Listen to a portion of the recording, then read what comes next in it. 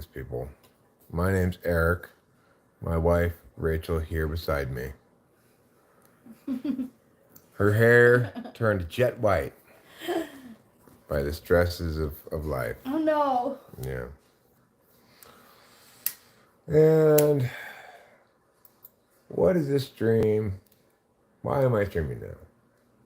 This stream is about the following thing. When Eric's say meow. Hello, mean bird.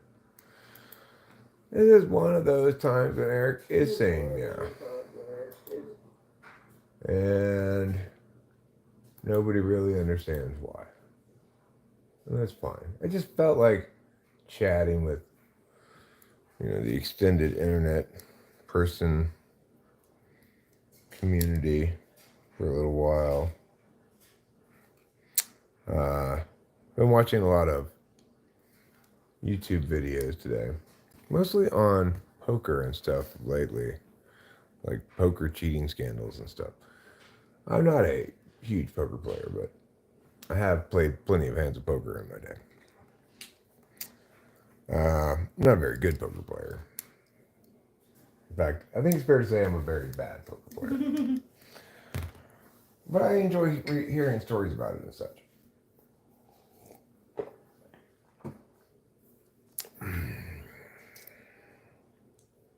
I additionally watched a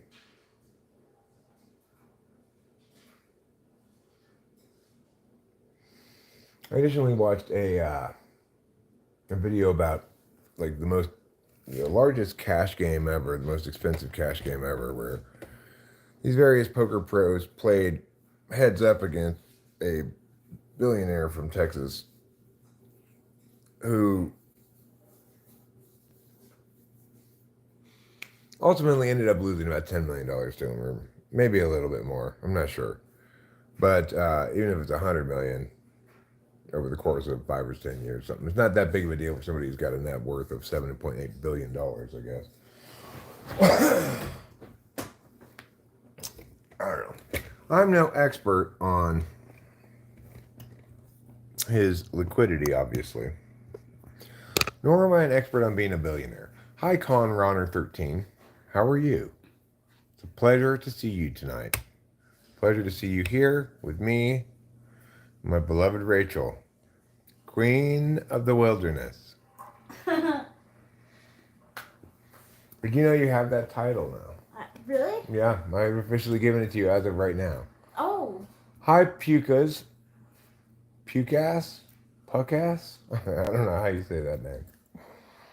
But Pukas is maybe how you say it. And, usually when I start live streaming, I maybe have more expressly to talk about than right now. I had quite a long stream earlier. Not a long stream, but quite an effective stream at conveying a lot of things that I wanted to convey. Hi, Japan. Amori Prefecture in Japan. Earlier today, I was watching some videos about Japan. Video called like 12 Unwritten Rules that you need to keep in mind when you're a foreigner in Japan, which include things like, I guess in a lot of places in Japan, it's frowned upon for you to eat food while you're walking down the sidewalk. Isn't that kind of weird? Yeah. But apparently it's not really officially a rule, but it's kind of just an unwritten rule that people tend to observe. Staying off the grid, I've already expressed to you that I am fully oiled up. Akira Tanaka, hello. Akira Tanaka. I mean, some of the unwritten rules I already knew about because, I do watch, what? Bro by Hubby if Guru TV. What? Patrick MP4, you're not making any sense at all. Because people were causing traffic jams because they were walking and eating and they were also leaving their trash everywhere. I mean, okay. That's never happened in Japan. Sorry. It's not the case that Japanese people, at least, wherever, leaving their trash everywhere. Just, but of course, I do recognize that Japanese people will give you crazy explanations for things. I'm not criticizing Japan. Let me be very clear about that. I think it's great that Japanese people are the way they are. It may not be my way, but I think it's great. I am not criticizing. No, that's why I watch these videos about Japan. I think it's interesting culture. And they all show this perfectly clean thing.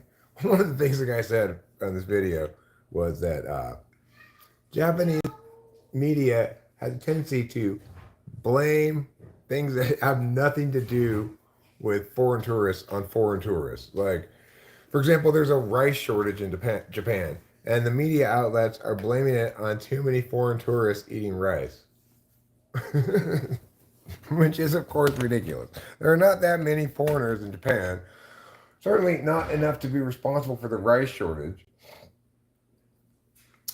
That was the reason. It was mainly also at places like Kyoto and Hokkaido and some places in Tokyo, and the businesses that take it upon themselves to keep the sidewalks clean were getting overwhelmed. Fair enough. I'm not critiquing that decision. Like, I get that Japan's kind of fanatical about keeping things clean, and it is the case that if I'm biting into a chicken, like some little breading from the chicken might fall on the sidewalk. So that's fine. I'm not criticizing. Uh, wakata, wakarimashita, so desu ka. Arigato hasaimasu. Trashimasu. And what else do I have to tell you? Ohayo, moshi moshi. Yeah, I think Japan's an amazing country too. I think that they do have a habit of blaming things on foreigners that are foreigners not to blame. Yes, it is a very racist country, but that's fine. I find its ethnocentrism cute. Okay? They're not racist, they're kawaii. Do I play chess? I have played chess on stream plenty of times before. Like, if somebody wanted to play chess, I could play chess. I don't want to do the thug shake. I did it earlier in my earlier stream, okay? It's like, my job is not to teach people how to do the thug shake. Although you do the best. Okay, yeah, I do it the best. And I can understand why you want to see it. All right, fine, here we go. Right. Here we go, viewing audience. I'm going to give you another thug shake. So it's like this. If you don't get it the first time, rewind the video. I'm not doing it again. You've got to do the thug shake. You got to do the thug shake. You got to shake. Okay, that's it. No more thug shakes for you. So yeah, Japan is racist, but they get a pass. Why? Because you wouldn't want to be Japanese, right? It's like, yes, they're racist, but it's also incredibly miserable to be Japanese, I bet. To always have to subvert your individualism to the group. It just seems like a nightmare. I'm not criticizing. I'm just saying I wouldn't want to be Japanese, personally. I love anime so much. I watch so much of it. I don't want to play Fortnite, bro. I want to teabag you like it's Modern Warfare 2. Trump is getting his ass whipped with Hitler stuff. Yeah, well, Trump probably was ill-advised in making that statement he made. What did he make? Something like, I'd like to have the same kind of generals that Hitler had. Oh my God. Talking about, he's probably too old to even be competent, but who knows? Who knows? It's just a disaster. That is a disaster. Like for both. It's a disaster that the candidates we had to choose from, Trump included for sure, but also Harris included for sure too. Well, that's fine. You can be turning Japanese, William. I personally am sometimes Japanese because I'm fluidly transracial. Are you Japanese while you watch anime? No, not usually. Occasionally it'll line up. But when it does, I don't have to read the subtitles and I can just understand what they're saying. Elon Musk for Trump. Um,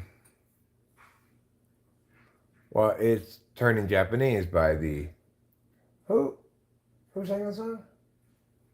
They only have like that one hit. Mm-hmm. I forget what they're called. The Vapors or something? It may be something like that. Okay, that's gross, Corey Prince. You don't need to share your grossness with us. Thank you very much. Don't worry about my name. I don't expect anyone to pronounce it correct, and I couldn't explain it through typing. That's fine. Yeah, the Vapors. The vapors. That's what Southern people say when they're feeling distressed by a situation. I'm getting the vapors. Yes, they do. Oh, my goodness! I do declare, I'm getting the vapors. I agree, Jason Kerr. Why are they the only candidates? Well, you ask a very, very good question. Uh, Obviously, neither of them should ever have been validated as a candidate at all because they're both so incredibly terrible. Why does our democracy produce such candidates? Well, I like to point to the idea of confounding variables. Well, it's true that in general, if you remove confounding variables, an average of the group's response will be better than any individual's response in approximating certain things. Like this study originated back in England regarding the guessing of the weight of a cow. For things like that, it's true that you're going to have the wisdom of the majority be better than the wisdom of any random individual. You know, more likely than not, right? Sure, certain individuals might get it spot on, but the average is probably going to be pretty spot on too. And over multiple independent trials of equivalent kinds of things that don't prioritize anyone's specialty, the majority will always be closer. Okay. Good evening, William. Good evening, William. Could I trouble you for it's so funny with a towel on my head. Can I trouble you for joint? Sure. Absolutely. Thank you. You're welcome. Do I have any advice? Yes. Poop when you can, not when you have to. That's the advice I give people because I can't really think of any other advice that's universally true for everybody. That one seems, I mean, sure, for like SI DOMs or whatever, they're probably like, well, obviously, you know, but nevertheless, it's still true for them. Yeah, no, it definitely is. And I also feel like if you think it could possibly be a shark, don't just go to the bathroom. Yeah, good point.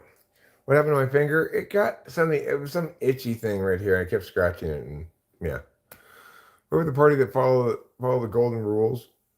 Well, I mean, no, I mean, you obviously need to, if you're going to vote, you can only vote for whatever candidate overall produces the best results for the country. You know, it's not like you can determine, especially when you got two incredibly shitty candidates, right? You never vote for a party. You're always voting for candidates. Parties may endorse certain candidates, but you don't actually vote for parties.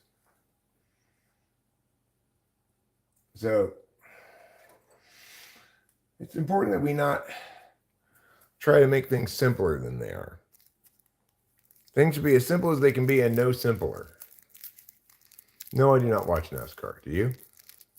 It seems incredibly dull to me. I cannot conceive of why anybody would want to watch that. People driving around in a circle. It sounds like something that's loud. The fumes. It just sounds like a big headache across the board. You are NASCAR. Wow. Well, again, Green Gordon, by and large, we don't vote for policies, we vote for candidates. So if you're thinking you can determine political things with metaphor, like vote for parties, vote for policies, then we should not listen to you about these subjects because you're not even saying things that mean anything. Granted, in propositions, we might vote directly on policies, prospective policies. I do watch football, but I'm not watching it right now tonight. I know there's a Thursday night game, but I'm not watching it. And the main reason I'm not watching is because Amazon Prime has the Thursday night game, or at least it usually does. And I cannot watch their choppy fucking stream. I cannot believe that Amazon can't manage to stream a fucking football game properly. Am I football? I'm not football, but I play one on TV. Yeah. Oh, yes, cut those straws. I believe this hammer is my future. Do you also believe that this hammer is my future? Armando Baez? Myah? I don't know how you say it last name. NBC is the best one. It's the best, what, network? Oh, for football. You know, I'm not particularly network picky about my football, but with Amazon's problem, it's such a significant problem that I am picky enough to just be like, I can't watch this.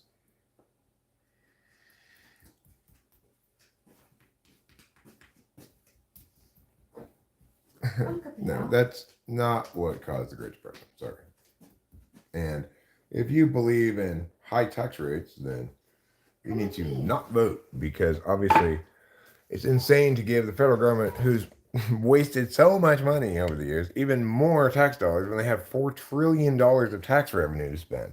It is absolutely not the case that, by and large, that government spending is a good way to do really much of anything. And certainly it's not the case the federal government should try to do things beyond the scope of its enumerated powers. There's a constitutionally defined federal government that needs to adhere to those constraints, right?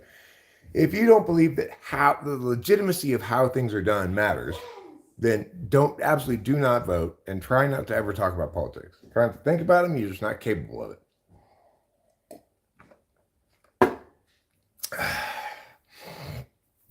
I don't smoke cigarettes.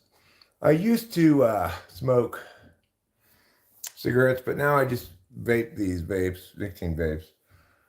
I just felt like my lungs were getting cashed, because I also smoke bowls, so I decided to quit smoking cigarettes. I mean, if you give a centralized governing body money, they will find ways to spend it, right? And then, they'll be like, oh shit, we didn't do the things we actually need to do. Now we need more money. Oh, we wasted that on something else too. Now we need more money. That's the federal government in a nutshell. No thanks, Jacob. I'm going to pass on that. Also, that's gross. I mean, Green Gordon, if you believe in a high income tax, then you don't believe in taxing rich people. Because, except for professional athletes, by and large, only people who are not rich have a high income. That's a bad way to have, I live well, but I don't have any income. I'm living off of money in a trust fund, right? So you don't even know how to actually access rich people's money with taxation. So why are you advocating things? Don't. You don't know enough.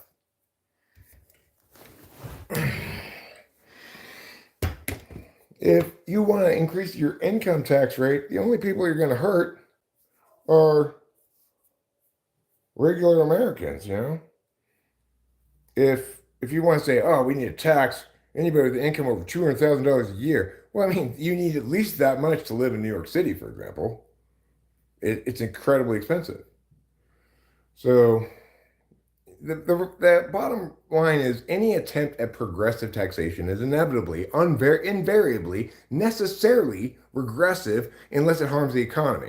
So what you want to do is have a flat tax because that's the actual progressive tax. That way, actually, is the case, like say you had a national sales tax, then rich people would actually pay more in taxes. because they'd be paying the same rate as everybody else, but they buy a lot more stuff, right?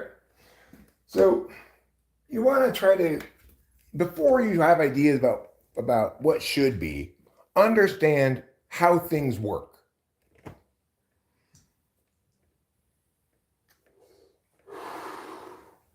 I had a number 5. If you open the door, get on the floor, everybody walk the dinosaur. No. That's not the case, Green Gordon. You've just been indoctrinated with bullshit. You don't understand how the economy works, you don't understand how taxation works, and the fact that in the post-war America, the economy was able to survive a high income tax rate has something to do with the fact that for much of the United States history, they didn't actually require you to pay your income taxes. Like, if you didn't send them in, nothing would happen. So, yeah. If you want to make it like that, then fine, tax us whatever rate you want. As long as we don't actually have to send it in, nothing happens. Go for it. But at least be informed before trying to have opinions, right? You're not informed, you don't know what the fuck you're talking about. You just have indoctrination in the sense that somehow the rich are to blame. Retards like you are to blame, obviously. Don't be so retarded.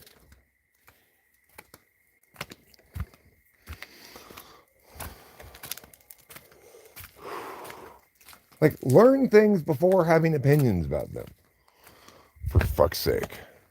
I mean, how do you even look at yourself in the mirror? I know all about this, even though I'm a complete fucking tard. For God's sakes, have some fucking sense about you. Oh my God. Like, what are you, a college freshman or something? Is that why you think these things? If you're a college freshman, okay, fine. I get it. You're 18. Your frontal lobe hasn't fully developed. You think that your emotion is more indicative of what ought to be than other things. But the only thing we can trust is what wins the actual argument over time. That includes knowing how to do impact calculi. So if you are making an argument under your utilitarian framework, you can actually make the argument successfully, right? So you can impact your impacts with magnitude, probability, time frame, like basic fucking shit that you don't know anything about. So shut the fuck up. Yep, that's how it goes. Fuck your golden rule. Fuck your imagination, all right? You have to actually be a rational, disinterested party in things, making a disinterested calculus based on the best arguments and which arguments actually win and withstand scrutiny, you know? You can't do it put ideology first and then say, everything needs to conform to this ideology. That's how fucking civil society ends, right? It's because of retardation like that. That is not how we can parse and determine and deliberate about public policy effectively. That eliminates the actual effective parsing and deliberation that we need to do about public policy. Because from your perspective, all that matters is conformity with your ideology. No. No, no, no.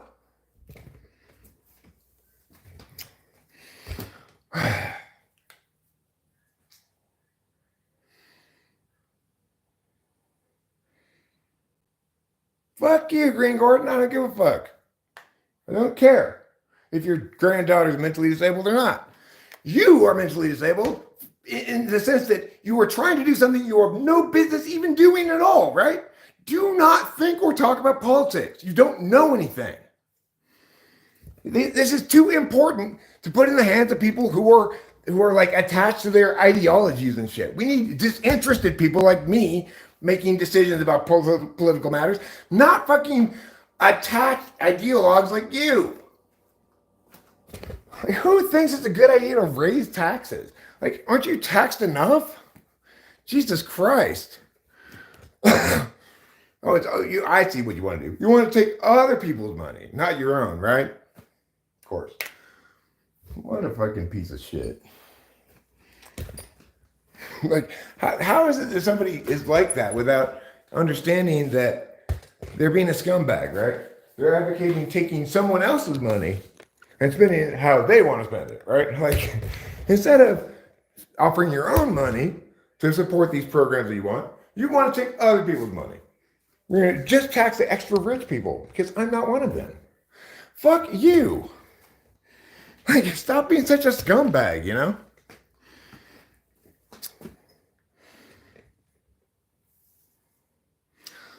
The R word is retard, yeah. I'm going to say the R word, and I don't care if my next grandchild is an R word, right? Because fuck you. Again, get some sense about you. Fuck off. Like, what makes you think it's a good idea to police my language? Why would I be responsive to that and affect it in any sense at all? I don't want you to police my language, and it's non-responsive to what I'm actually saying. So you need to stop, because there's nothing more offensive than not responding to what someone's saying.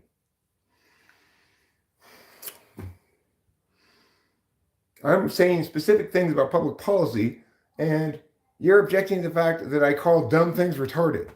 Fuck off, for God's sake. I don't need your ableism critique. You don't even know what your argument is, right? Your argument's called an ableism critique. That because I'm using ableist language, that I should lose this argument regardless of whether I win the argument. Well, this is not a formal debate round, and no good will come from your ableist critique. So just fuck off and deal with it. I did not expect this to be quite so contentious, but I didn't expect to confront such wrongness.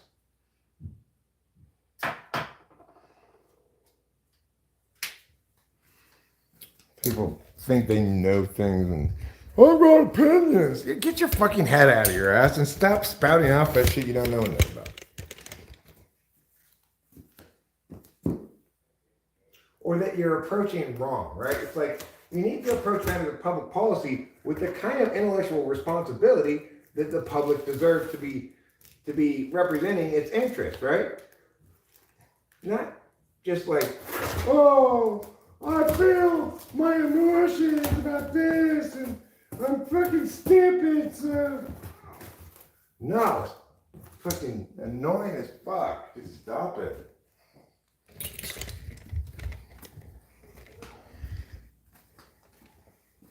No me gusta.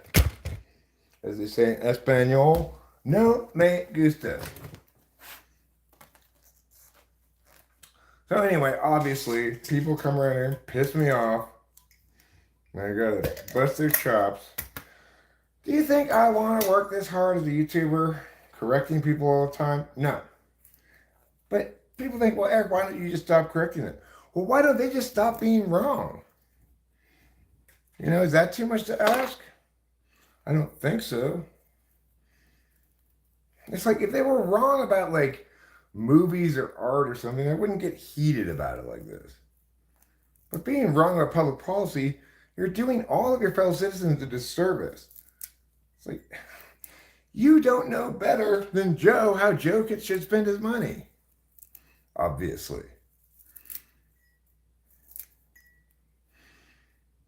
And neither does this centralized authority that would purport to represent our interests, but can't seem to do its job with $4 trillion. I mean, they do plenty of job. It's like we don't need them to do more. That's not going to help anything. It was government intrusion in the COVID lockdowns that caused all the inflationary pressures on the economy in the first place. Now you're going to give the same people the keys to trying to solve that problem? Obviously not. Decentralization is the necessary precondition to solving this kind of problem, not centralized decision making.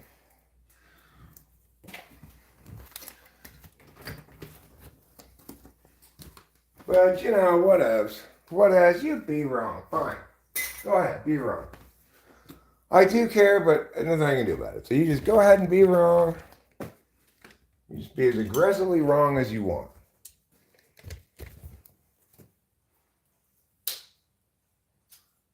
Like it's somehow put an end to your kinds of wrongness, I would, but I can't, so I just have to live with it. I mean, if I could somehow legitimately put an end to your kind of wrongness, obviously I wouldn't attempt to censor you or something in your wrongness. That's not the case. Okay, greetings from Germany. Yeah, I'm reading the comments. I'm back to reading the comments. Hi, Germany. What's going on? It's a little early to be hanging out the mistletoe. Well, maybe I'm planning on just putting aside this freshly grown mistletoe for Christmas. I think that must be it. I don't like dropping these on the ground because then they get cat hair on them.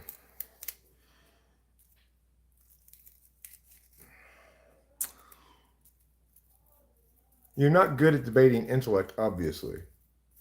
Really? Okay. Well,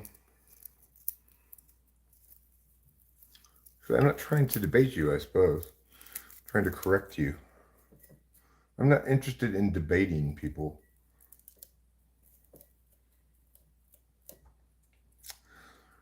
After all, I did that job for a long time.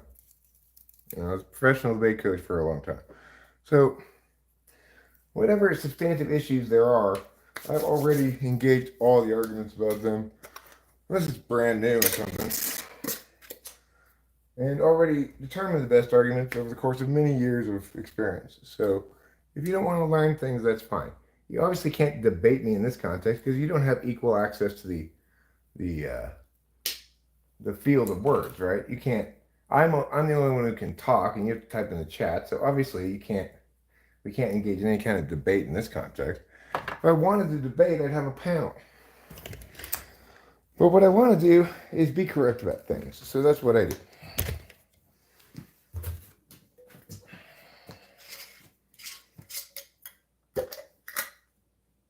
When I get it, it's like you probably didn't anticipate so much pushback from me when you started talking about politics.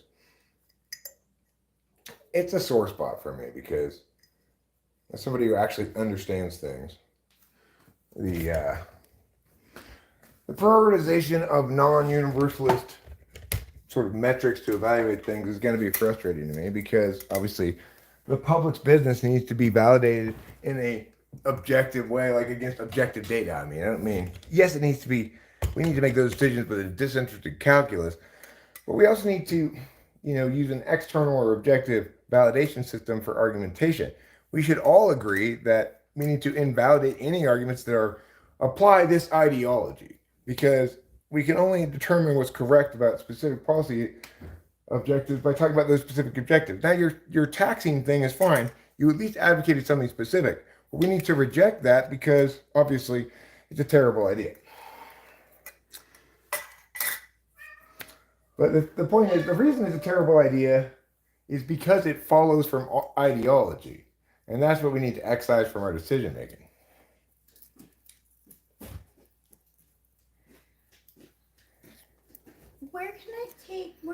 Can I have a bong rip and can I? Sure, you want me to roll you more joints or what? Yeah, that'd be awesome. Are you looking for weed or what? I was just wondering what weed I can smoke from. Any weed you want, obviously. But I've been smoking out of this jar and this jar right now. Okay, that's good then. I'll take one. And then we also have some cherry pie here. Oh, I like the cherry pie too. I think this is what that is. No, this isn't, but I think those are over there. Well, either from here or here. Oh, he's right about the health of the economy post World War II and the high income tax rate. But what he doesn't get is that people didn't actually pay that because there wasn't any IRS enforcement. No, why should you eat it? And there wasn't any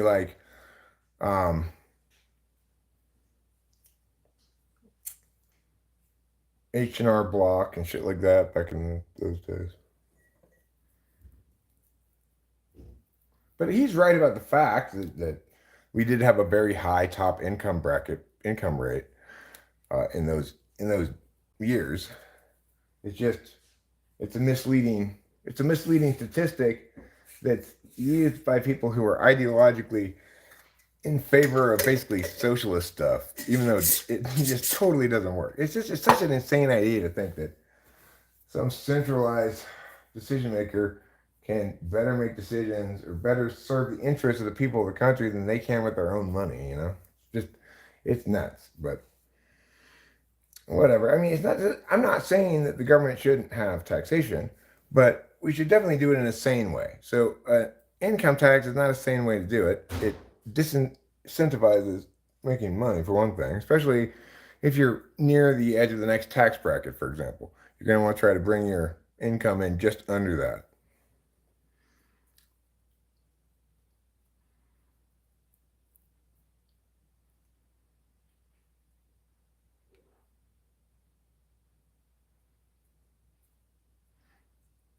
American Rachel, you should invent your own strain and call it strawberry fields forever. You can't invent your own strain. You just have to breed a couple different things together, you know? And then you can have some hybrid of Myah and Myah. Oh, right. I'm rolling Rachel joints. So the thing is, I do try to correct, in general, people who think that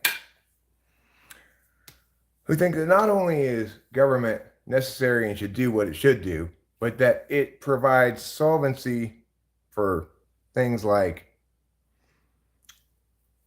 economic downturns. I mean, it might provide a little bit of solvency, but generally it doesn't, just because the challenges involved. Like, it's not, we're no longer in the New Deal era where you can just hire people willy-nilly without a bunch of shenanigans going on. That helped a little bit, provided a band-aid, but the U.S. didn't pull out of that economic lull until we started ramping up for World War II, you know? So that's just how it is. What makes the economy strong is to have things be as fair as possible, right? Like when you provide this much concrete measurable value to others, you should be paid accordingly, right? Like it's not the case that salaries, wages, and or profits should be decoupled from competency and outcomes.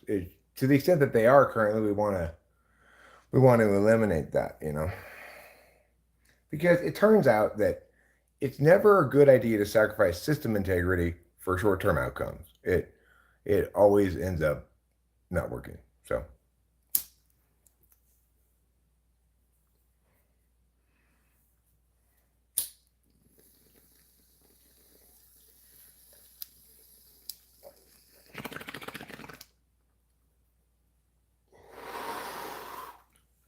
well, there's no subjective value and objective value.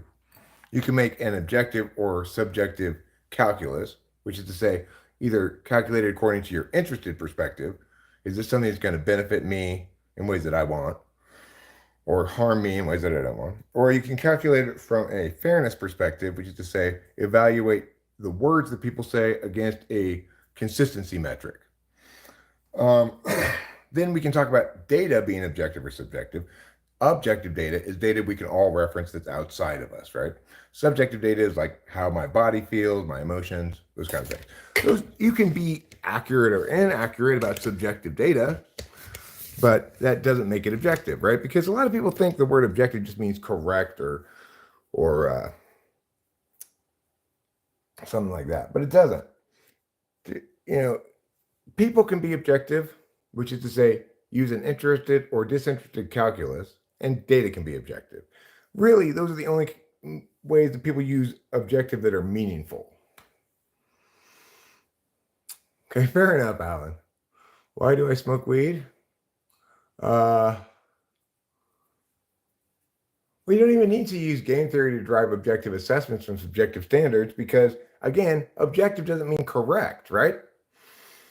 You either are evaluating it from a disinterested perspective, which is to say, you want to know whether this thing is correct, or you want to know whether this thing is in your interests or against your interests. Yeah. We can look at, for example, a fan versus a referee at a basketball game.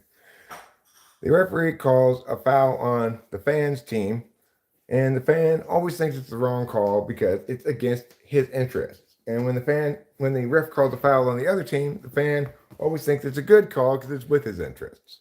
Whereas the referee is trying to be objective in all cases and call the fouls the same for both teams. He's trying to use at least a disinterested calculus. So that's the distinction between disinterested and interested calculus. And that's really the most important meaning of objective. Although, maybe that's not the right thing to say, because data as objectivity or subjectivity is always relevant as well. But there are different metrics we can use. If a metric is outside of us, then people tend to refer to it as objective. Like if I check your words for consistency against other sets of things that you've said and discover that you've double bound yourself, I'm using kind of a logic evaluation approach and saying this at least validates, doesn't have any internal contradictions, but that doesn't necessarily make it sound, because things don't have to be true to avoid contradictions. What are my feelings on moral relativism? It's obviously bullshit. Oh, right, forgot. I'm so sorry. It's fine. It's fine, darling. I feel like someone on YouTube who talks about psychology would say that I'm a moody person because I'm angry at Trouble for taking Capito's spot. I don't think he kicks her out of her spot. But then she doesn't go up there because of him. Well, she's up there now, isn't she? Yeah, because I let her. Okay. Well, we might have to police that some. Okay. And then he also peed on the, it's fine. On the Mattingly. Yeah, okay. yeah. So he's like, he's. I need to clean the cat, but he needs to go outside. The fucking dick. Did I leave the bathroom door open or something? No, I did it upstairs. He did. Oh, he did it on the mat upstairs. Yeah, I was like. He's like, I don't want to go all the way downstairs to pee. I guess. I don't have to go all the way outside. And like,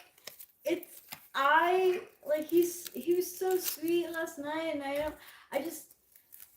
I'm feeling a little like edgy maybe, and I don't really want to watch him eat right now. I just watched him eat. Fair enough. Capito's coming in there. Yeah. So the reason why moral relativism is bullshit is because we can universalize negative moral obligations, that is, say, prohibitions against things, on the grounds that they are rights violatory. And those prohibitions universalize. So we all have a universal obligation to not violate another person's bodily integrity by stabbing them or otherwise getting all up on their body without their consent. So, like those kind of obligations, universal negative prohibitions, the obligation to non-interference, for example, we don't need any magical thinking at all to make specific determinations about those kinds of issues, and to reliably know that our determinations are correct, and we can apply the same logic across different situations and always be able to come up with the correct moral determination. On the other hand, what one ought to do, positive moral indications, are not something that universalize. And so accordingly, if you want to have what you believe to be clarity regarding these regarding these non-universal moral things, like, there's nobody can tell you for sure whether you should donate money to the animal shelter or to the child abuse hotline, right? So for those things, if you want to have clarity, you need to have a magical thinking framework. In other words, some sort of faith-based thing that informs you about that. But that clarity doesn't, just because you have clarity about it doesn't mean you're right. There's no right or wrong answer as to what one ought to do. You can basically justify any atrocities with moral relativism. Well, that's true as well. That's another reason to negate it. But mostly the reason we should negate it is because it's just factually false. There are moral matters that do universalize, and if somebody has a different understanding of what constitutes morality, they're wrong.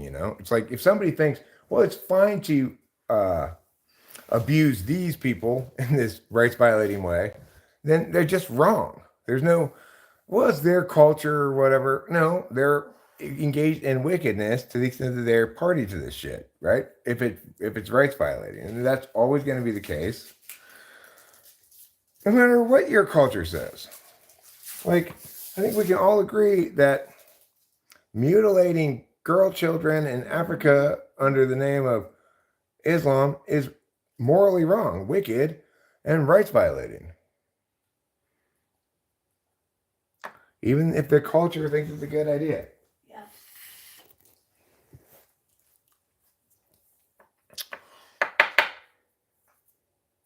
And see, that's the problem with this, like tax and spend kind of understanding of things. You don't get to have that kind of moral clarity about what we ought to do. You need to have the moral clarity about what we ought not to do first, which is stop trying to steal other people's money. B and G nights, I'm doing fine. How are you? What types can dominate an ENTP? Depends on what context, you know? And if you're in the ENTP's wheelhouse, then chances are they're not going to be dominated by any other type. But, like, so for example, a context where you have kind of a formally structured debate and each person gets an equal amount of time to speak and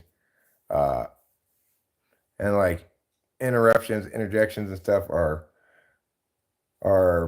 prevented, well, then the ENTP is going to be well positioned because it's an action / deliberation kind of framework and stuff. But if you're talking about just actually two people arguing in person without any frame of like structure to it and stuff, well, I mean, it's always conceivable to shut down discursive progress by simply like talking over the person, interjecting nonsense, preventing meaningful work from being done with words.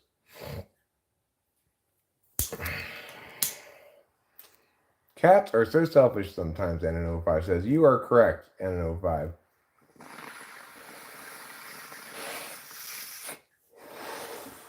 It would be even more correct to say cats are so selfish all of the time.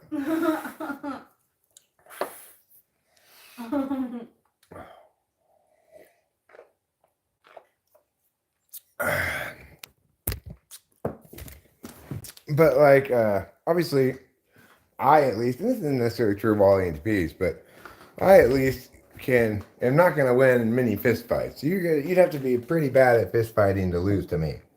Granted, I'm pretty tall. That might give me some kind of advantage, but that's not my gig, you know? I didn't sign up for that gig.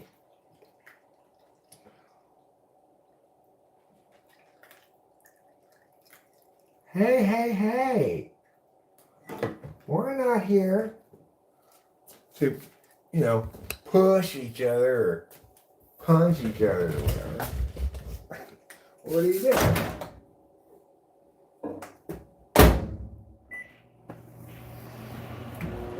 Yeah, don't talk about what I'm here for. I'm here to punch you.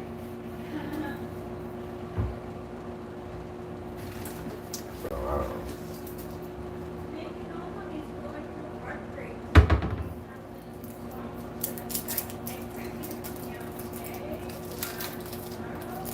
I saw that post, yeah. Yeah, I did. I mean, I just thought about like, man, I don't know how much weight to put in this guy's perfectly crafted social media shit, you know? What's your take on physicality and NE dominance? I mean, obviously, extroverted sensing has an advantage in terms of action because you can always disrupt what I'm saying by punching me in the face.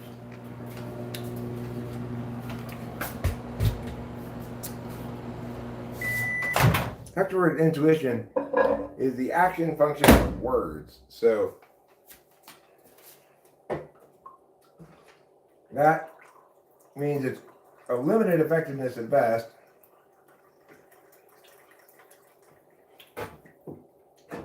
When facing up against physical action, because metaphysical action is turn-based, right? It's like whether or not you say what you say, and then I read it, I respond to it, and then you say something else. And in this capacity, in this kind of live stream where I'm the only one in the audio space, I can force it to always be turn-based. I can read what somebody says, then look away while I'm responding and not be distracted by other words. In contrast, in a physical space, or when most people have the audio space in a digital space like this, then you can only do so much because, and the more people who are occupying the space, the less you can do. So, like if you're on a panel, for example, you can only talk a little bit, and you have to give everybody else chances to talk and all that kind of stuff.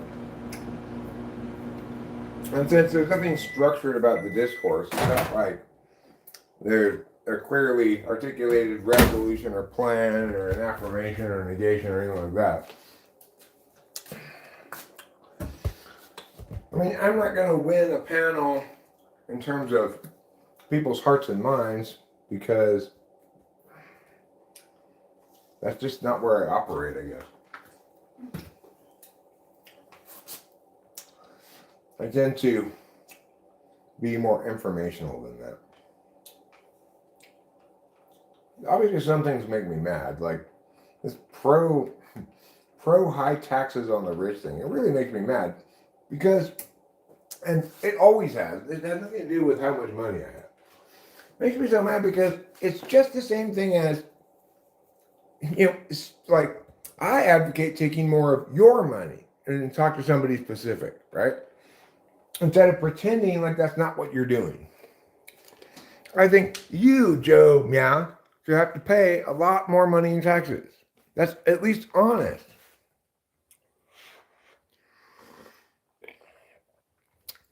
I want the people who are in favor of all these tax increases to have to go collect it from people and say, no, it was my idea. I'm taking another $2,000 from your family.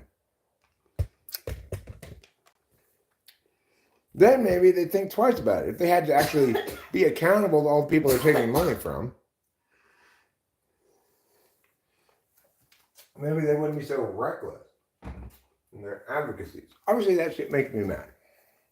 You like cupping buns? Rachel cups my buns. Yeah. It's been glitching me. I've been any Dom type, but I don't think I lose a lot of fistfights. Then you're probably an ESTP or possibly an ESFP. But not necessarily, because there are ENTPs who are more athletic than others and who do more physical stuff. It's also possible that if you really are an ENTP and you haven't actually engaged in fistfights, that you have a wildly inaccurate perception about your own toughness. That's possible too.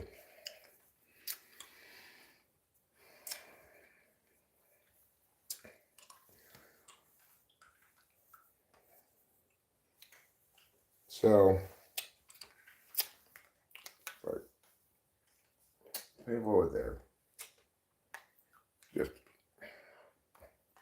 like starry-eyed college freshman shit. Just knock it off.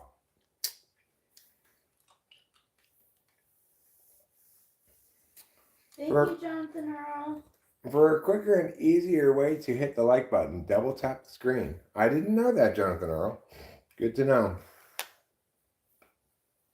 Well, show media, then if you and I both got into a fist fight, it would be it would be a good match probably. You can't win any fist fights, I can't win any fist fights. Maybe we could fist fight each other, then one of us would have to win.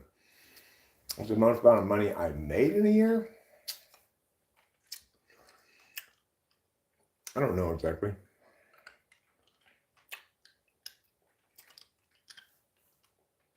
Not sure.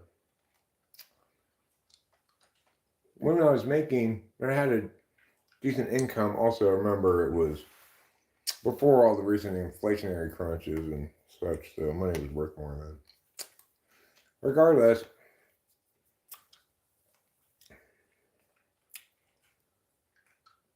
I'm not responsible for my own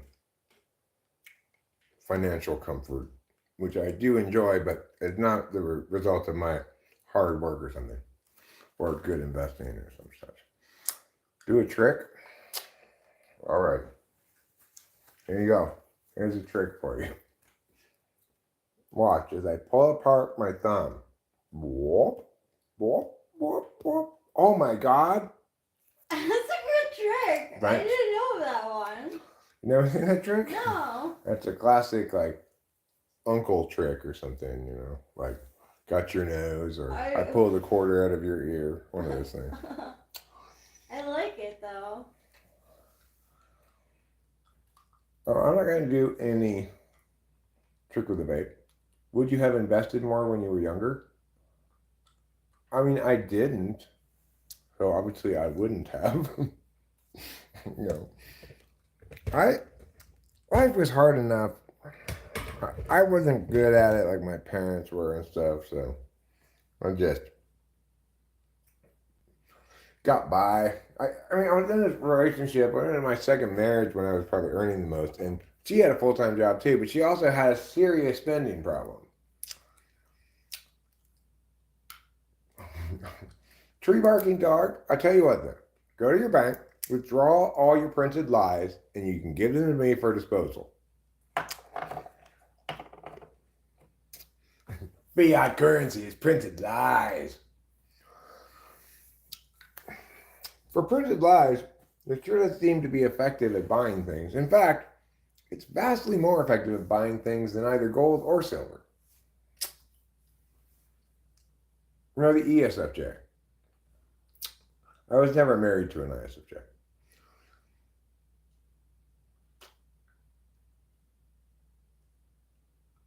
Okay, tree barking dog, well, go withdraw all of your printed lies and give them to me.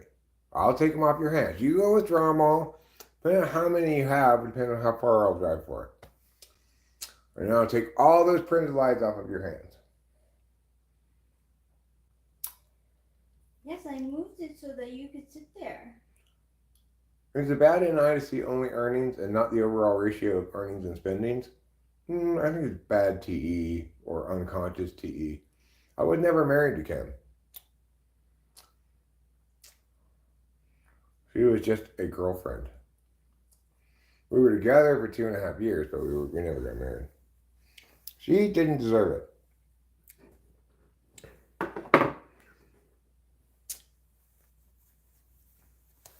Because she was a horrible bitch. Yeah, horrible bitch. I really was. My mom didn't spend too much. My friend Dave doesn't spend too much. My mom and Dave were both very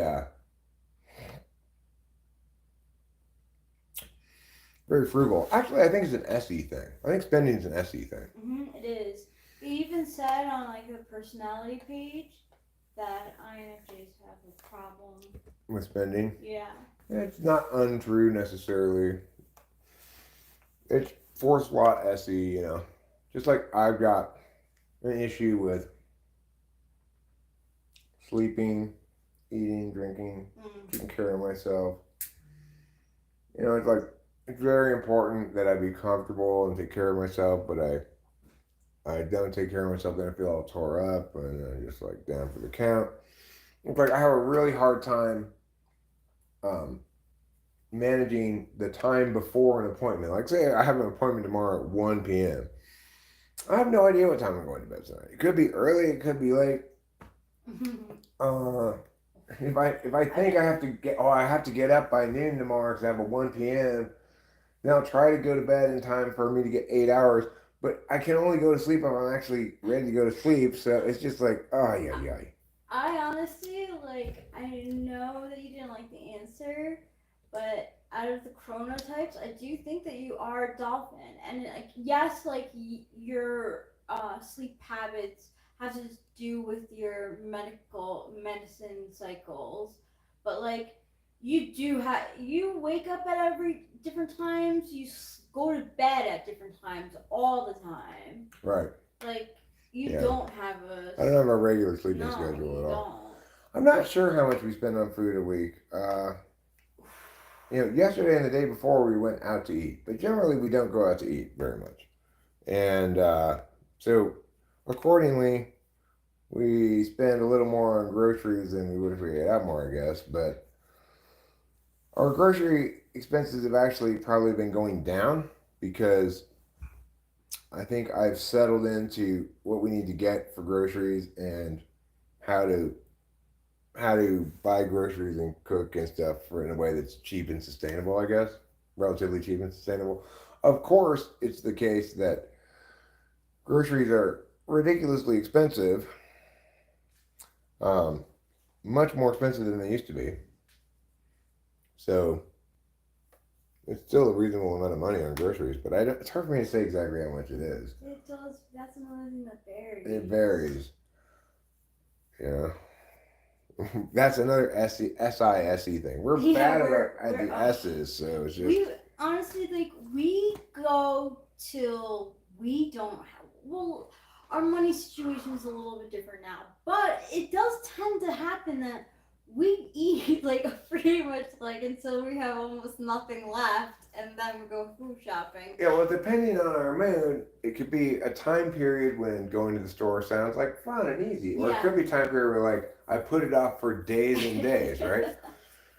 Just I have to drive all the way 30 minutes to the store. I know, and we always have to like we don't have a consistent time that we go, but we always try to mind the time that we go because we know around 5 o'clock or around 3 o'clock there's either going to be at 3 o'clock the high schoolers or at 5 o'clock everyone coming home from work.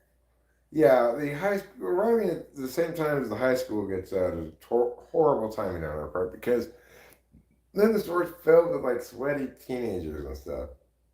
Hey, BG, I appreciate that greeting. BG says, "Sup, retarded idiots." That I qualify as such. I'm going to respond to that. Not much. Dave M says, "Don't worry, help is coming in a couple weeks. Trump 2024." Okay, I assure you that there's nothing Trump can do to fix the reality of inflation that's already taken effect, for sure. It's not even no matter how much you have faith or little faith in him, there's nothing really he's going to be able to do about it. The best thing the government can do is get out of the way as much as possible. That's not my daughter, asswipe. I do have a daughter, and if she were retarded, maybe I wouldn't use the word, but I sure wouldn't be all fussy about it.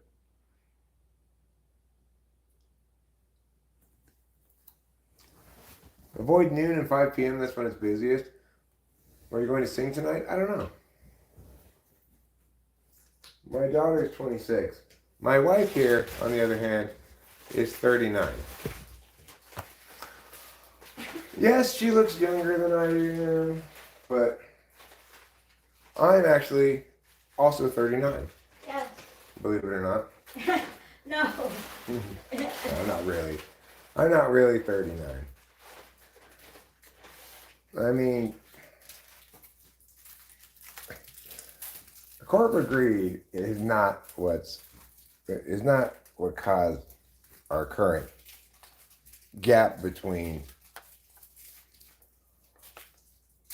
earnings and spending power against what it used to be, I guess. It's like that's not the responsible of corporate greed.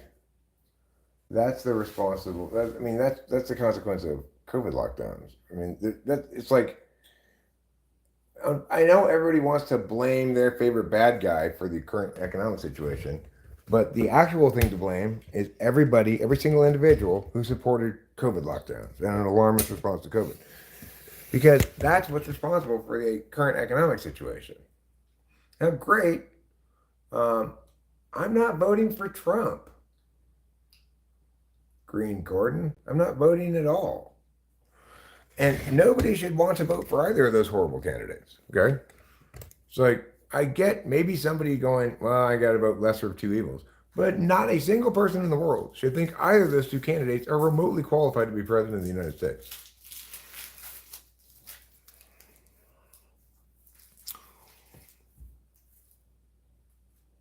And you know what? Remember, the government is not helping wealthy people.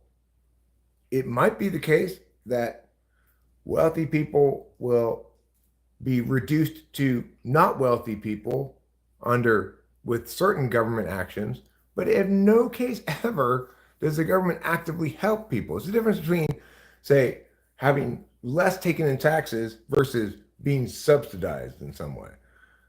Government does not help rich people. If it hurts them less by reducing taxes on them, that's not a bad thing. You should be happy for your fellow citizens carrying less of a tax burden. We should all want as little tax burden as possible, right? Because as individuals, we want as much of our own money to spend as possible.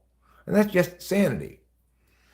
In no way, shape, or form does it do anyone any good to reduce the prosperity of the prosperous without actually improving the prosperity of other people.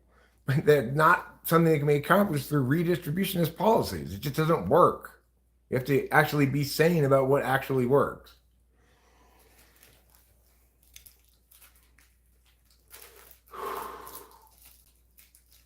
How do you draw the distinction between greed, self-interest, and bad long-term strategies? Well, greed's appropriate in commerce settings and so forth, provided it's not anti-competitive in its expression. But it's not appropriate, say, in a romantic relationship. I shouldn't get with Rachel because I want to take her money or something, right? So the point is, whether or not something comprises greed in a good sense or a bad sense depends on the context. Self-interest, again, depends on the context, right? Like, if I'm expressing self-interest as a deciding factor in whether or not I want to go to the store today or tomorrow, that's fine. But if I'm expressing self-interest in a factor of what we should do as government officials to represent the public best, then that's not okay. Regarding bad long-term strategies, I think bad long-term strategies generally are the result more of stupidity than malevolence, or just ineptitude, right? It's like there are some people who just they don't have sufficient objective, like, attentional calculi to even recognize that there is a clear distinction and that we need to let things stay in their own lane, you know?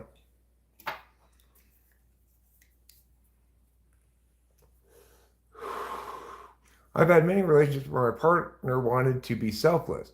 How is that distinction drawn where I am happy being selfish and they are happy being selfish or selfless? Well, I mean,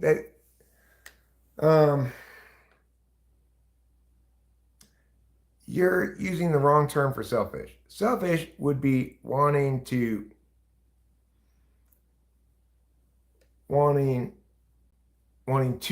do something or to get something or whatever, whereas just like independent is saying I don't want to expect this kind of thing, nor do I want to provide that kind of thing. If you're that's not selfish. That's just you're not on the same page with your significant other in that instance. And that just, it means you need to pick another person probably. But because you can find somebody else who also wants that same kind of level of disconnect or that kind of connection, I guess, where it's clear which expectations both parties won't make on each other, and that'll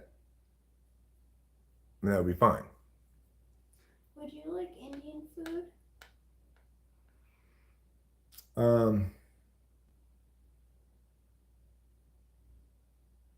Sure. Okay. Harrison Sherwin says, how you refer to TI as being objective, I don't necessarily disagree with that, but I also don't think it's the most accurate way of describing its nature. Well, it doesn't have a nature, right? It's a way of paying attention. So what I just did right there is TI. I read that thing you just said, and I found the problem with it. You're treating it as though it were an agent, where instead it's a way of expressing agency, or at least a way of expressing existence across time. So I'm correcting what you're saying based on the fact that you made this reification fallacy, and that's the wrong way to think about things, etc. That's TI. Note that TI is negationary because that's what it means to be objective. I can only objectively determine whether something invalidates. If it validates, it just means I can't negate it now. It's not currently negated, but it's always subject to negation should some additional information come in that causes it to invalidate, right?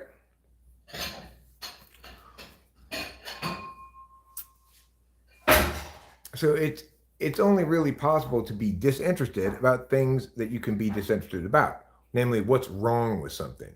It's difficult to, you can be disinterested, but you can't establish that you are disinterested about things that are holistic, like what's good artistically or bad artistically, you know. Those things might still be processed with a kind of objectivity. In other words, you could know intuitively, which is objective in the sense that it deals with objective data. Or you could know from your experience, which is to say it deals with something that's subjective data, which is familiarity. But regardless, the most correct thing to ascribe objectivity to is TI, because it is a disinterested calculus. You might not always have a disinterested calculus entirely, right? So it might be the case that I have a disinterested calculus and an interested calculus that could be made on something, right?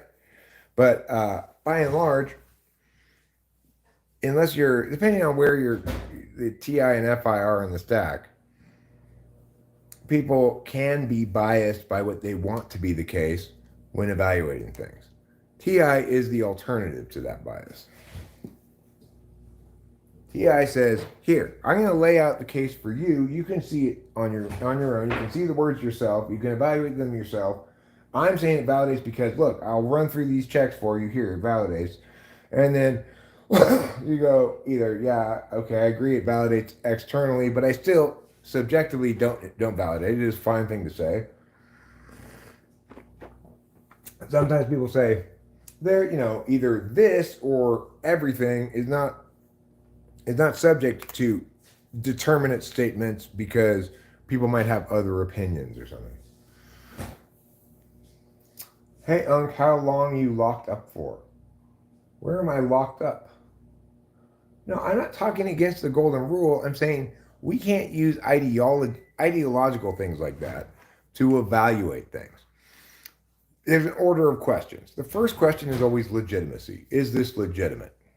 If it's not legitimate, it doesn't matter if it's what you'd have someone else do unto you, right? You might want someone to steal from you.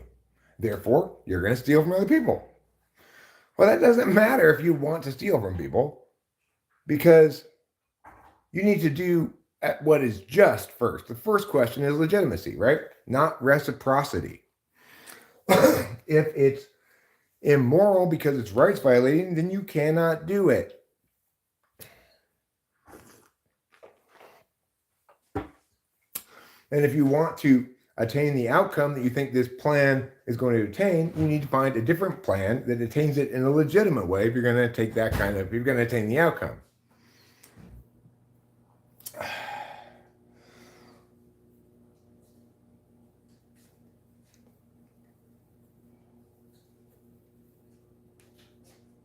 Okay, well, how about this, Green Gordon? Let's say you want to be humped in the butt. Therefore, you should hump somebody else in the butt, regardless of whether they want to be humped in the butt. How about that?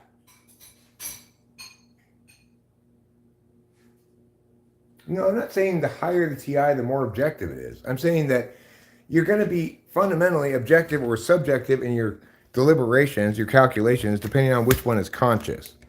But you have more fluency between the two of them if they're, say, 4-5 than if they're, say, 7-2. Like, it's hard to tell 4-5. It's harder to tell whether somebody is front stack or back stack if you're talking about functions that are in the 4-5 than in any other slots. So I have the most equal competency in SI and NI as knowledge functions, at least insofar as both are in support of the dominant function, which is extroverted intuition.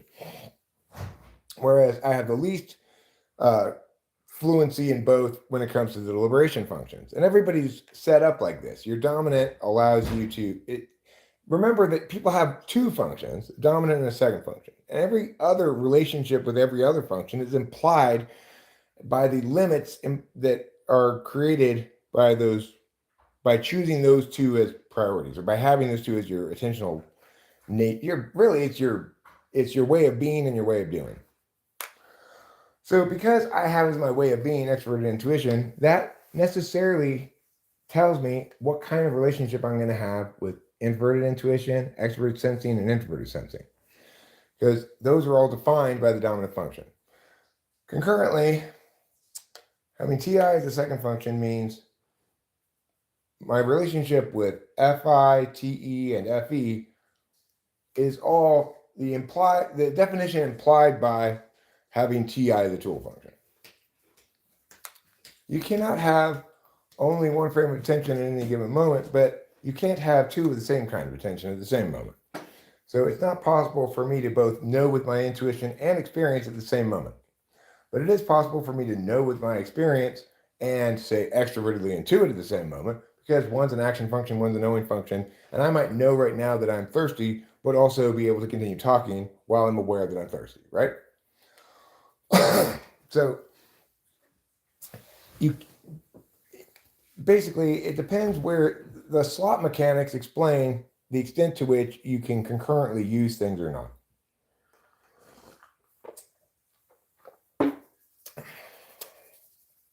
Yeah. Did Jesus tell us to ask? I didn't say rape Green Gordon. I'm just saying, like, let's say you like to get humped in the butt, and then it's a one-night stand. You take this lady home from the bar, and you get naked, and she's like, "Oh yeah," and then you just stick it in her butt.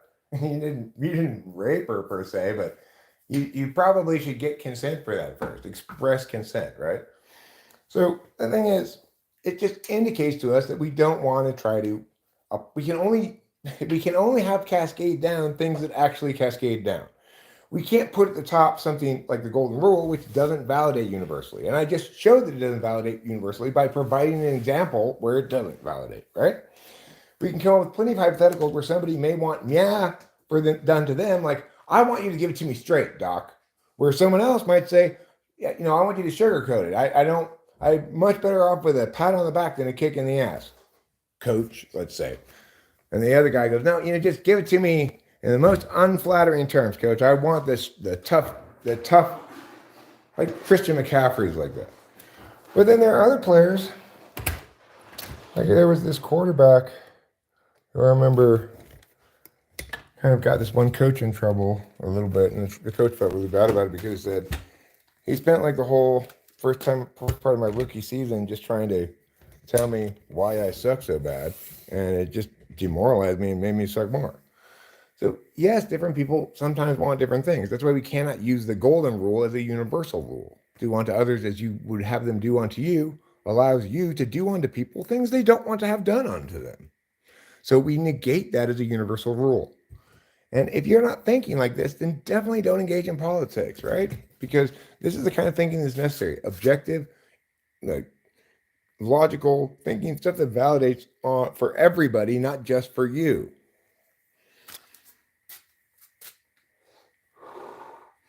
Not just sometimes, right? Of course, you can't, if in conflict, you can't apply both the platinum rule and the golden rule. The platinum rule says, do unto others as they would have you do unto them. If they're in conflict, and for example, that what you would have done unto you is in conflict with what they would have done unto them, then we should definitely prioritize the platinum rule over the golden rule in that context, provided they're in conflict, right?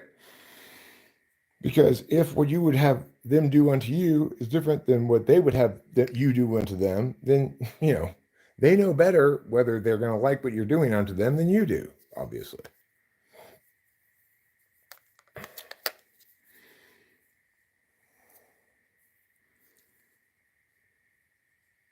Yeah, the platinum rule. Isn't that what I said? I think I called it that.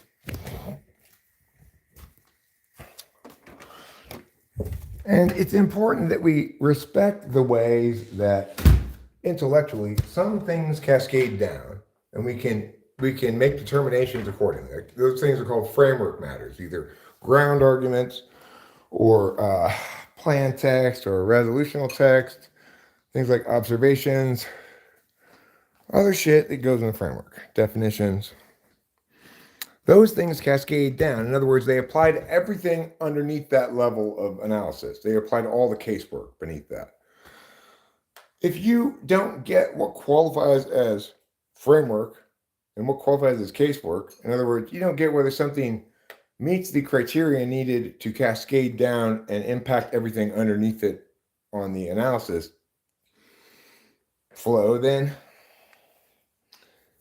you just, don't think about politics at all. Don't talk about politics. Don't vote. You're not qualified or capable.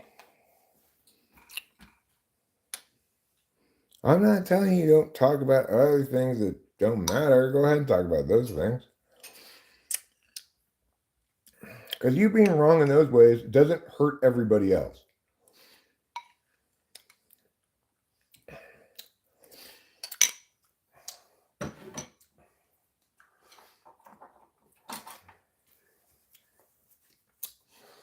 It's also the case, of course, that, wow, that is so spicy. Oh my God, it's so spicy. I cut it with salt. Jesus said a lot of things, Green Gordon maybe, but most importantly, I believe he said, give Caesar his due. In other words, let the secular state do its job, and let's keep religion out of there, right? No matter how much we might personally have faith, we respect the fact that this is a free and secular society, and we cannot allow anyone's specific faith to cascade down.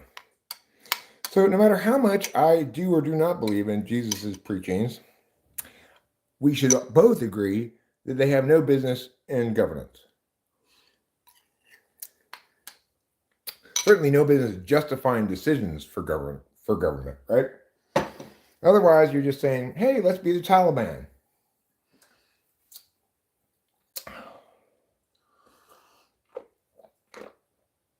I'm not trying to baffle you with bullshit. You're one of those people who thinks I'm engaging in word salad. It just means you are not competent to understand what I'm saying, because that is the last thing I ever do. When I say shit, it means something specific and it's correct.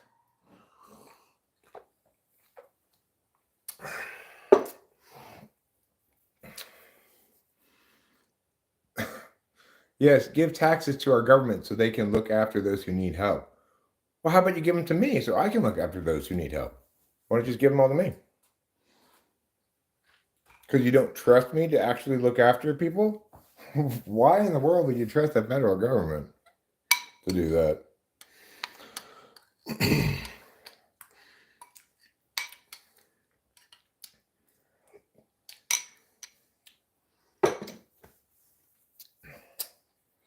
Crazy. I don't know how much I could eat of this. It's so spicy. It is really spicy, but it's also good. Kind of sip of your drink. Yeah.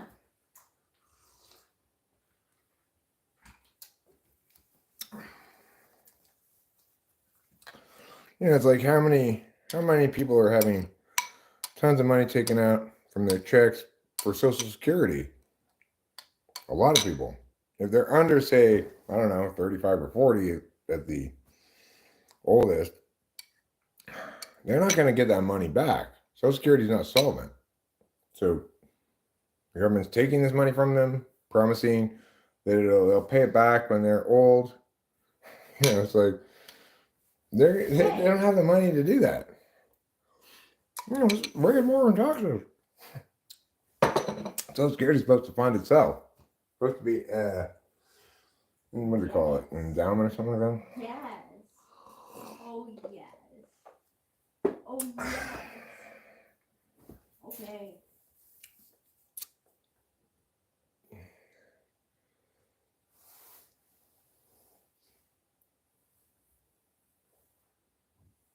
You likely earn less than I do, then the bottom rate I'd tax. Oh, yeah. Right, I'm not worried about whether I'd be taxed or not, Green Gordon, because I care about the well-being of the country. not my interests. The fact that you think that I would even consider my own interests proves that you are not qualified to be talking about this shit. I'm an actual patriot, right? I would never consider my own interests when determining what's best for the country.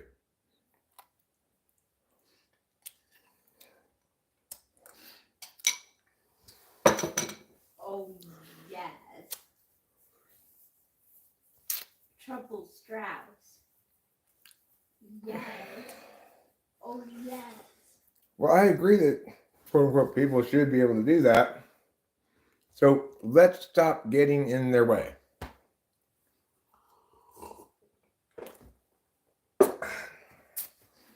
People should have been able to earn a living for the entire duration of COVID, but huge swaths of the American public were prevented from doing so.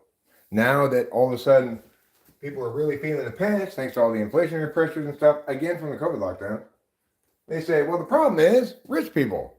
What? No, the problem is not people earning a good amount of money, not getting taxed enough. The problem isn't that some people are prosperous. The problem stems from our collective decision to go insane, right? So don't try to take it out on prosperous people. Let's make everybody poor. That's all that's going to do. Because as soon as you start giving means-tested shit to people, you just incentivize poverty and guarantee a inexorable decline of the nation state into a third world country. So I care about the integrity of the system and the long-term health of the country, not this short-term situation right now that you feel like, for the love of goodness, we have to do something. Well, no, we don't need to do anything specific like that anyway. There are a lot of things that we should do to free up capital, make the economy heat up, etc., none of which involve more regulation and more taxation.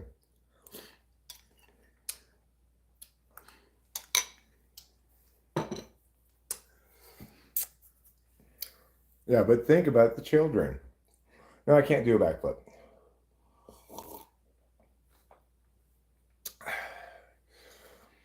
I mean, I agree with you here, Lamb, that it's not too much to ask of our society that it provides sufficient opportunity that people can work full time and get by and have extra to start putting away and accrue wealth and stuff like that. Absolutely.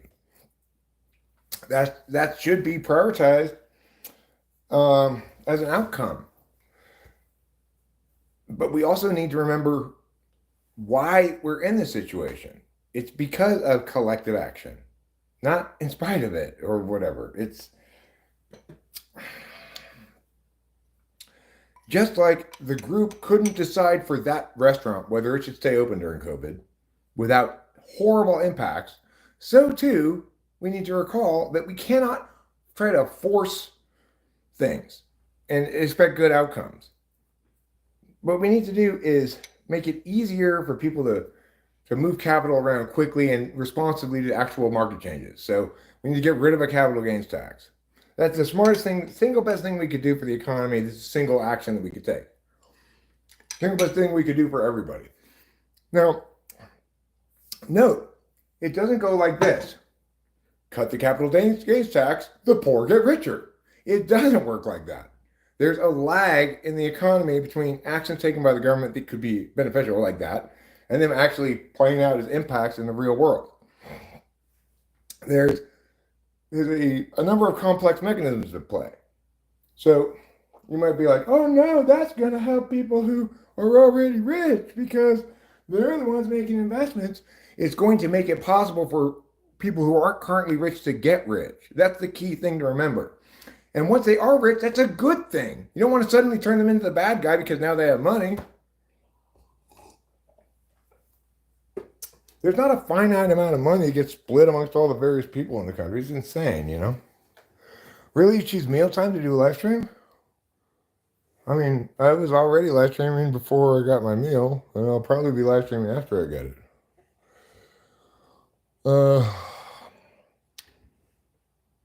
Okay, Green Gordon. Well, you're obviously very partisan. If you think that Kamala Harris is a good choice, you are obviously very partisan because there's nobody who actually is like, oh, I'm really enamored of this horrible woman.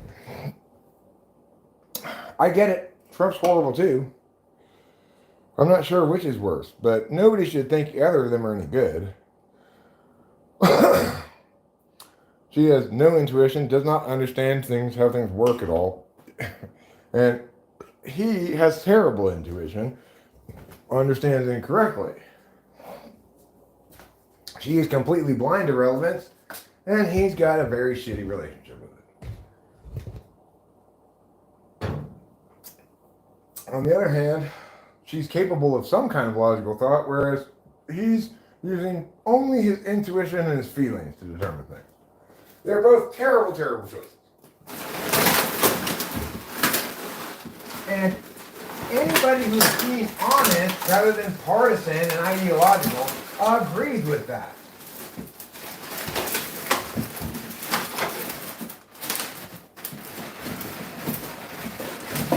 So, if you don't agree with what I just said, then you're just being partisan and ideological. You aren't being honest. Because nobody can possibly like that woman. Nobody could possibly think she's a good choice for president.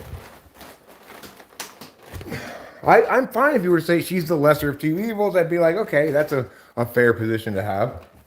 If you think she's the lesser of two evils and want to vote for her, that's a fair position to have. But you have to be lying if you think it's a good decision to make. Like, she's a good candidate or somebody worth picking. If you really think Trump's that evil and you think she's slightly less evil, that's a sane position to have. I don't know if it's correct or not, but it's sane.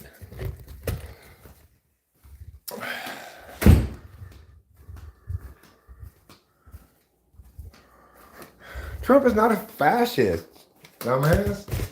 You have no idea what fascism is. You're just being a dumbass. You're just using inflammatory rhetoric, you know, for no reason whatsoever. Except you're a partisan ideological hack.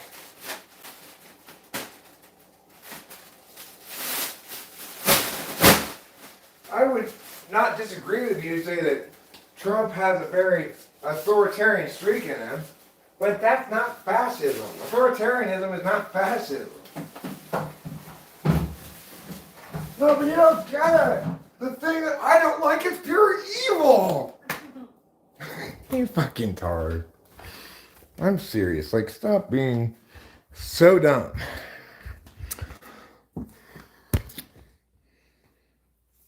Trump is a fascist communist? Yeah, right. Trump is all things bad. Okay? That's authoritarianism, dumbass. Use words right.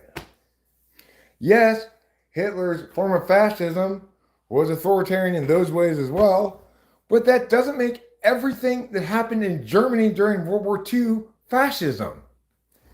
Fascism is essentially crony capitalism. Trump doesn't have any crony capitalism going on.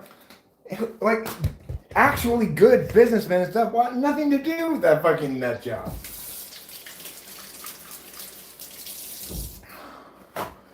Trump may have little fantasies about becoming a dictator or something, but it's not because of fascism. And if he's like, if you don't want to use words correctly, then stop talking about this subject. It's too important to not care about words. It's not like something that doesn't matter. Talk about sports however you want. Use words wrong as you want. That's fine. Nobody cares because it doesn't matter.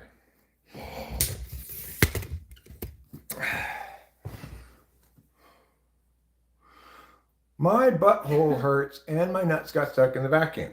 Any suggestions? Move the vacuum from your nuts to your butthole. Veiled ignorance is also not a good test to use. Compare worlds is a little bit better, but ultimately we just need to apply the order of questions rather than using these kind of metaphorical tests. Thought experiment tests or whatever. Because ultimately everybody's either advocating for some kind of a plan or they're advocating the truth of some resolution, right?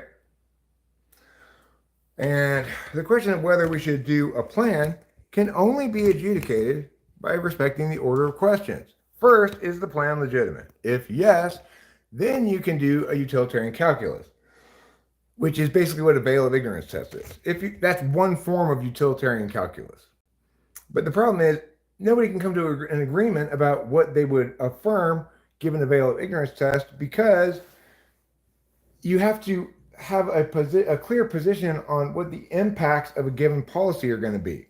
If you're wrong about what a given policy is going to do, then the veil of ignorance test affords you no good guidance. Whereas at least if you respect the order of questions and evaluate legitimacy first, you won't be it won't be indicated that you do something that's illegitimate. And it shouldn't be indicated, right? That's how we should, in fact, test the metric.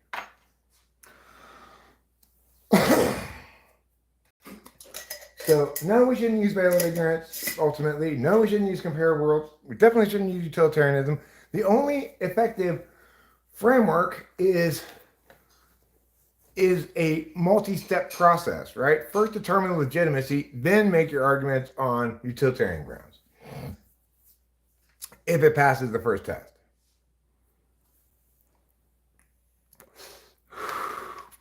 Why can't you criticize Trump for his inappropriate behavior? I've criticized Trump shit tons, right? Shit tons, dude.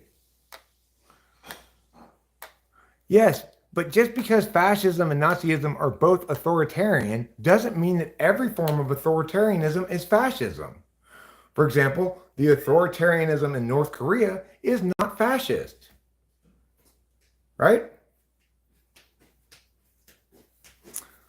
My mom is fascist. Rachel's mom is fascist, but that's fine. So if you think that I don't claim to be smart. I claim to be correct. I don't care about whether I'm smart or dumb. I could be completely retarded. That's fine. About lots of things I am. But what I am, for sure, about these things is correct. Just go ahead and eat, Trouble. That's just watched you. Apparently you think we need to have a perfect president. Nobody's perfect. Donald Trump's not perfect. Harris isn't perfect. I don't think we need a perfect president. I mean, to say that Trump and Harris are not perfect, you can move the bar a lot further down than that. Like, every president prior to George W. Bush was better than just about every president George W. Bush forward, right? George W. Bush was probably the worst president in the history of the country. Trump didn't have a terrible presidency in terms of outcomes. Same with Biden's presidency, not terrible in terms of outcomes. But both of them, but neither of them was qualified to be president. Biden had dementia, and Trump is just fucking a nut job, right? Obviously, Hillary Clinton was a disastrously bad candidate for president, and so is Kamala Harris. Very similar in affect in a lot of ways, right? Both terrible, terrible candidates. It should be seen as just an executive office, right? Instead, people are trying to say, like, we should vote for people based on their legislative agendas, even though they're running for president. I agree with you entirely that the candidate should convey in their language that they understand the job they're going for. One of the problems with Trump is that he never hid the fact that he only wanted to represent those people who voted for him, even though the job of the president is to represent all the people of the United States and to represent their interests. So it's like,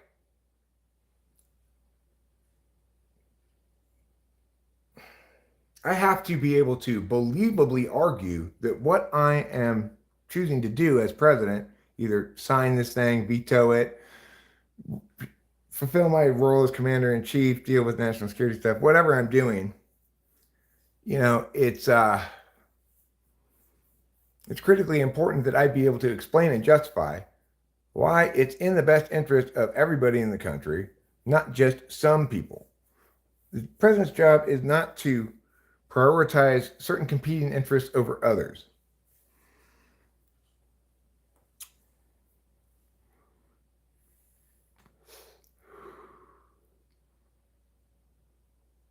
After all the shit Trump has done and is now saying what makes him so appealing, who's saying what's making him appealing? I don't think he's appealing at all. I don't think either candidate is remotely qualified. Now, look, like I can name a perfectly good Republican candidate slash president. The first George Bush. I can name a perfectly good Democratic president. Clinton. Both were great presidents. They did a fine job. George Bush, the first George Bush, did an excellent job of dealing with Iraqi aggression when they invaded Kuwait and not experiencing mission creep, right? Those were both legitimate people to be president. And even the bad ones, like, Gerald Ford, obviously not a great leader. Carter, very weak. They still weren't as catastrophically bad as either Trump or Harris. And we should all agree with that.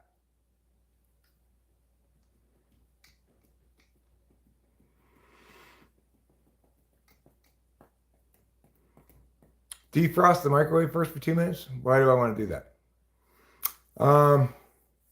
First and foremost, Trump is appealing to me because I didn't have a lot of taxes on a lot of my stuff that I bought, including gas. Well, I mean, I agree that on the tax issue, to the extent that either candidate is able to follow through on their legislative agenda, that Trump's is preferable, and we can usually rely on Trump to follow through on what he says he's going to do and prioritize, regardless of whether it's a good idea, But, especially anybody who was in favor of COVID lockdowns, they should never even dream of suggesting tax hikes. I mean, fuck off, right? Like, you first caused this huge inflationary crunch with your support of this horribly bad idea, which I articulated was horribly bad way back in the day. And now you want to solve the problem by stealing more of other people's money. Fuck off.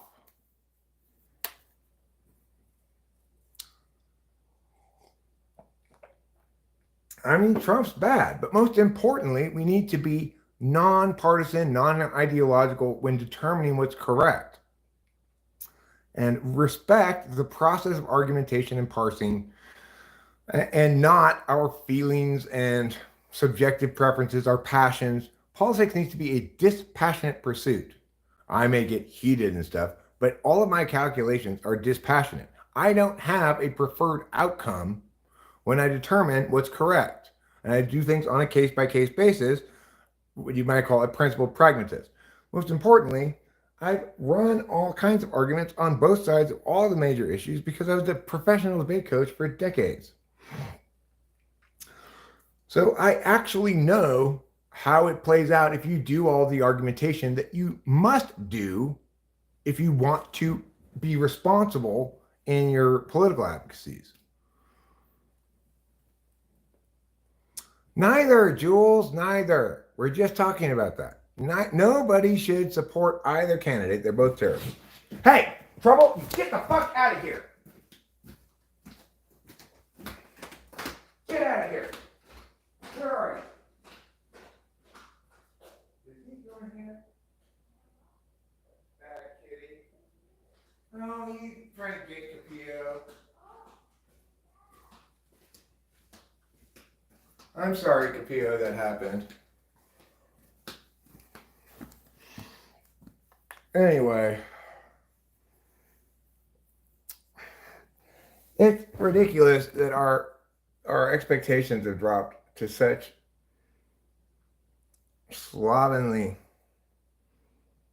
horrible choices and people are still going to be like, okay, well, I'm a Republican, so Trump. And well, I'm a Democrat, so Harris. And everyone's being dishonest about the reality. Like, they're both fucking horrible. You yell at him. Okay, Roland. I'm too dumb to understand politics. Fair enough. Well, you better go off then to your channel and explain all the things that I'm wrong about,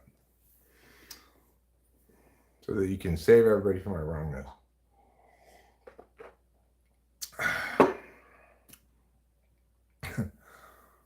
I mean, Trump utterly failed in COVID in the following way.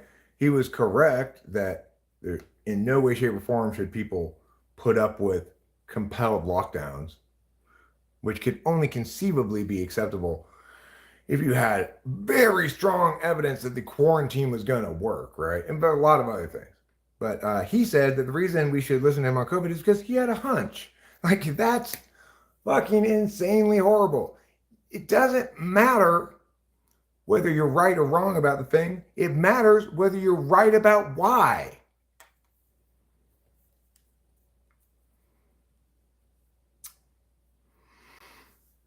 Jules, I like them a lot for you, okay? I know that you're a huge fan of BBC, and I want you to have as much of it as you want. But personally, I'm not going to be involved in that process. You're going to have to find your own BBC. I suggest Adult Friend Finder.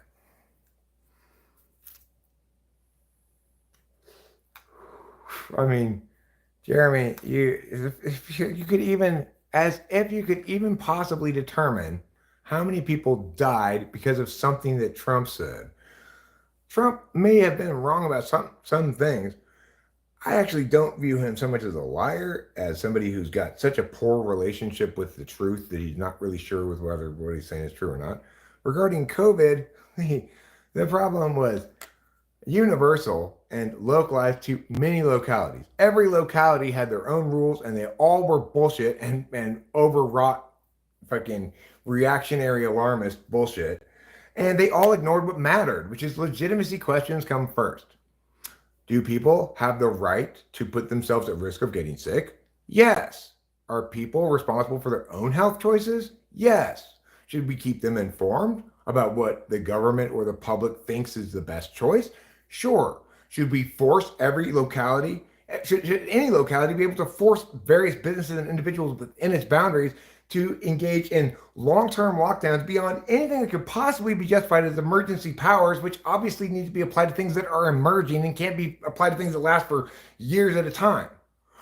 So yeah, if you were supporting any of that shit, you should say, I was fucking stupid. I'm so sorry, everybody. I'm so sorry I was so fucking wrong and stupid about that. If you believed that lockdowns were a good idea, you should be telling everybody that. If you're not, then go fuck yourself, obviously.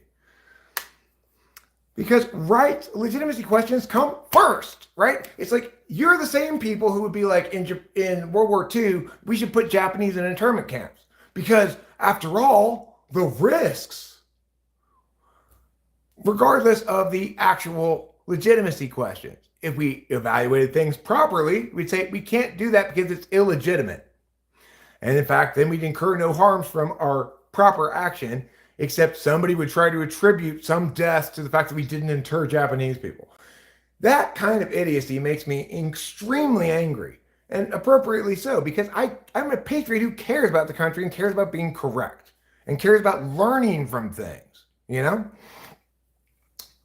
Instead of just persisting in idiocy over the long haul. Learn from things. I already answered the question about the BBCs. Purple Abito. I mean, Green Garden, you have no understanding about methodologies, data collection, etc. If you did, you'd have some sense about you. But I'm done. I don't really feel like banging my head against the wall, arguing with people whose frame of reference is subjective and personal and emotional, which is perfectly fine for lots of things, but not for politics. It's depressing. So anyway, I will run for president next time. I will hopefully get elected. And if I get elected, I can promise you that I will do what's best for the country. Not being driven by any ideology, feelings, or anything like that, not by subjectivities, but by doing the process correctly, rather than by going in with certain particular outcomes that I want to have happen and try to make them happen regardless of how. I'm going to be legitimacy first, pragmatism second, and I'm going to be correct about things. Because as you can tell, I understand public policy.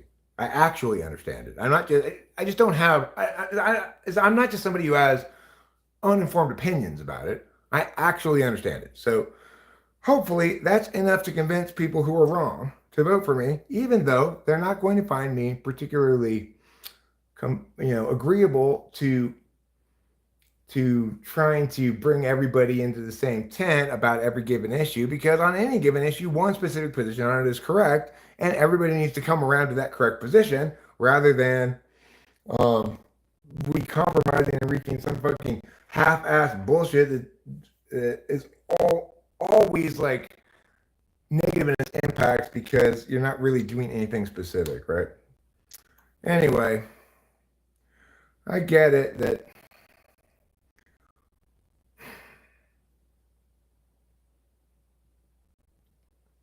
just don't vote, okay?